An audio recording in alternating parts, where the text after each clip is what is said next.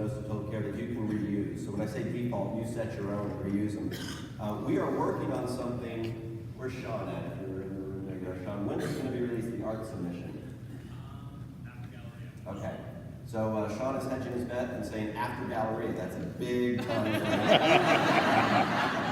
So we are going to automate the art submission. Now there's a caveat here, and some of you are going to groan, but we'll talk about this later. The art submission today goes through a CRS and gets put onto the supplier. And I can tell you 10 reasons why that's been the way it's been, but the good news is it's going to be changing sometime after Galleria, where it automatically goes to the vendor. Great news, that means your CRSs have more time to do other things. It means more reliability and tracking, but it also means for you to get that benefit, along with most of the other benefits you see here, you have to use the Composer. Because all new features since when, Sean? Sometime after last Galleria? Roughly around December, all new features have been added only to Composer. So all these things having to do with your order entry all have to be dealt with in the Composer. And again, we'll talk about that later. We now have launched an app that has our internal contacts, so you don't have to try to find out what an email address or phone number is for someone. You can even get Gene's email address in there and email him out Comic Sans and tell him what you really think. If you do have a claim, you don't have to call anyone or email. You can start it right in Priority Plus. And we have been mobile friendly for a while, but once in a while something gets messed up. Where's Stanton? Stanton, we had a mess up, 2-3 weeks ago. And he said, I don't know why I can't run these reports from my phone. It's a real hassle.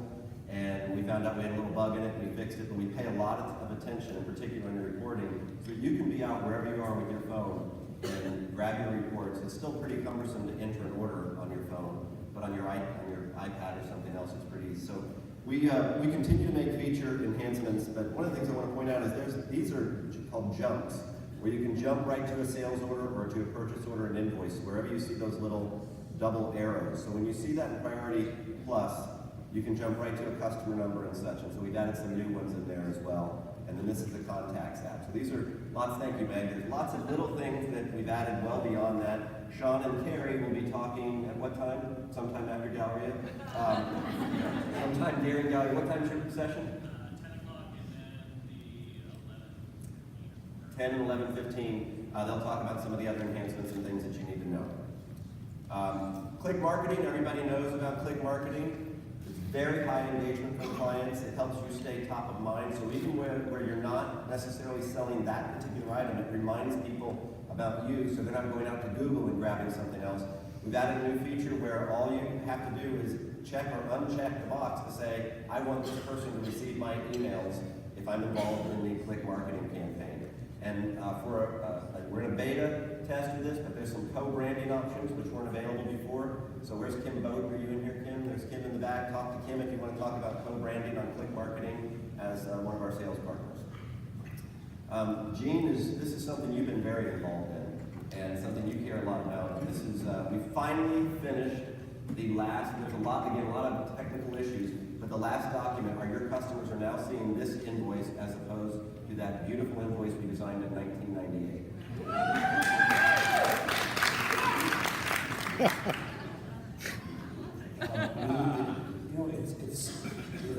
Given our system, it's been difficult for us to redesign forms, but you've got to look good to your customers at every touch point. And these documents that get sent out are the most significant, highest volume touch points we have. And we're finally turning things so that our customers see us in a fresh and more modern way. And of course, down at the bottom, there's the payment portal for people. Where is that at? It's not at the bottom. It's Top right. It's on here somewhere. Top right. Oh, there it is. Pay online. Payments.geiger.com, and all the information they need is right up here for them to launch into the payment portal. Which, oh, you know what? By the way, Gene, do you think this would look better in Comic Sans? Yeah. It would be great in comics. It would just all people would pay that Absolutely. Now, there's an idea. Let's give it a shot. No. The payment portal is something we launched last year, and it continues to grow and grow and grow, which of course means we're paying more money because we're able to pay the credit card, right, Mike? We're paying more of our money to the credit card processors, but it's definitely making it more convenient for you to send your clients, and all they have to know is their invoice number, their customer number, and they can pay their bill online at payments.geiger.com. And it's been very well received. I mean, before Dale gets into the next session, I just want to, even though Dale is such a basic pain to so many people, including me, I want to say. Did you hear they didn't laugh at that? They didn't think it was funny. Everyone in the room knows it's a sad situation. But I am so proud of Dale. Dale follows in a long line of Geiger people who have served at all levels of our industry, whether they be local associations or at the national level. My colleagues Joanne, Wayne Greenberg, Ed Johnson, who, by the way, just passed away yesterday. Am I correct? Ed Johnson, who is just a lovely human being, was chair of PPAI.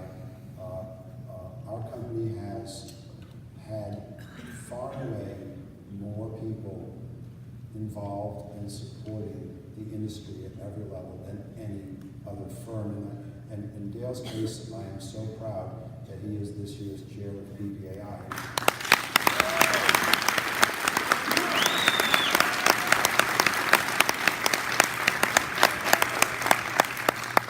Even that it's a rare occurrence that we have one of our own that is helping to improve the industry and the association with his work. So I asked him to spend some extra time today and give you a view of what's going on from the industry's perspective. Dale's got a ton of slides here. He's going to have to slide through them fairly quickly.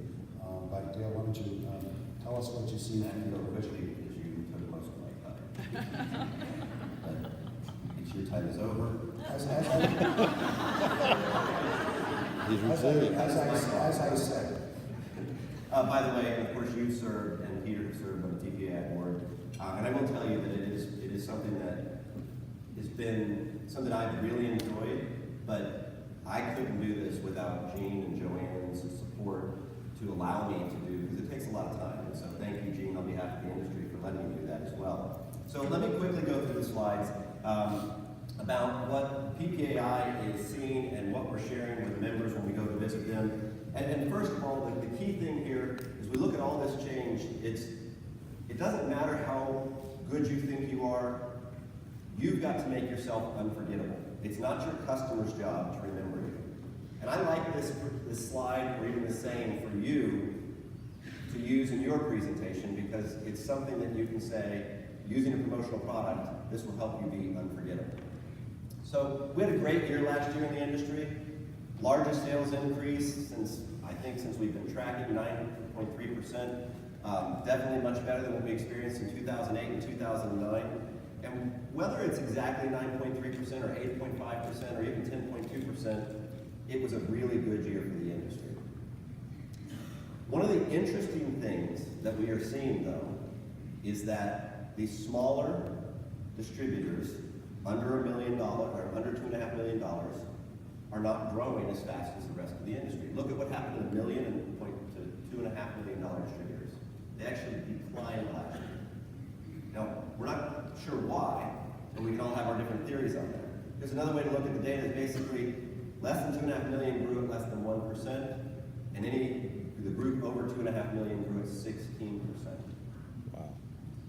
That puts Geiger in a great position.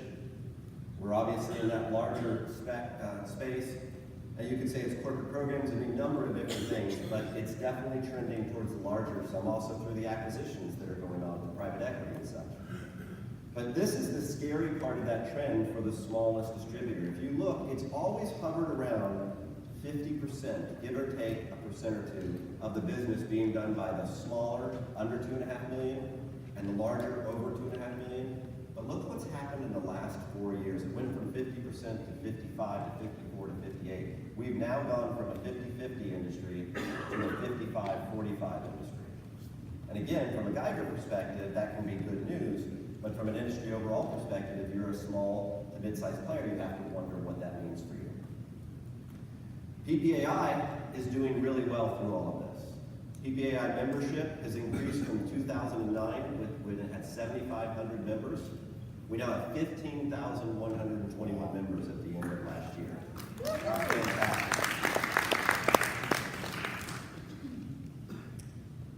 However, most of our members are made up of those small members.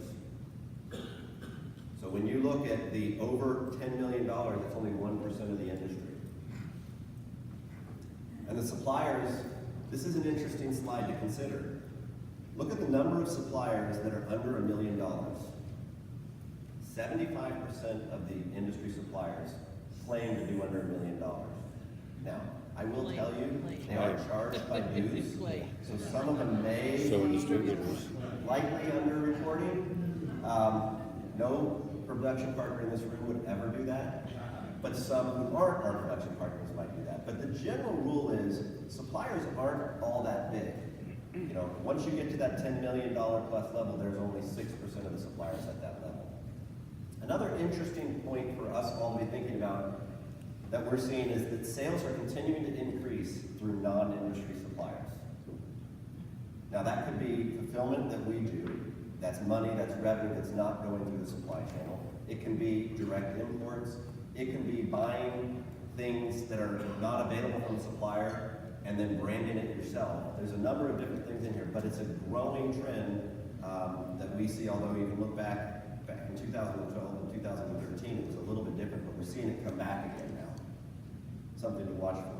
So what's causing all this? Well, if you go back to 1972 and you were to buy a 128 gigabyte drive that you have today, it would be a $250,000 per gigabyte or a $32 million drive. Probably wouldn't sell a lot of those. And all this leads to a term that I really like called VUCA. And if you remember the 1990 Gulf War, that was where this really became a term that was used, which is volatility, uncertainty, complexity, and ambiguity. Well, we know there's volatility. It used to be if the stock market went up or down 200 points, it was a big deal. Now it's an everyday occurrence, which leads to uncertainty. Well, is it really going to go that way? What's going to happen?